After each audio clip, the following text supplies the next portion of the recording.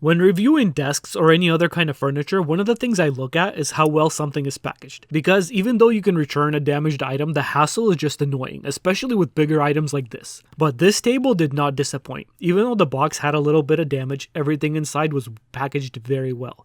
Every piece had some kind of protection on it, sometimes had double and triple layers of protection. The edges were especially well packed. The assembly was simple to do and the instructions were pretty good. First, you assembled the metal base of the table. I didn't worry about these corner pieces until I was getting ready to attach the metal frame to the table. Then you just put the pieces of the tabletop together.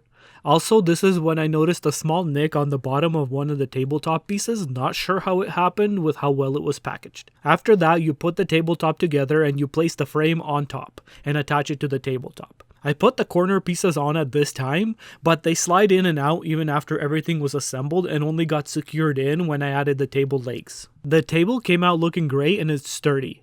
The legs have adjustable pads that help in case your floor is not exactly level. Here are the dimensions of the overhangs and the edges in case you need to attach something like a monitor arm to this table. The side overhang is 1 1/4 inch. The metal thickness is 1 3/4 inches.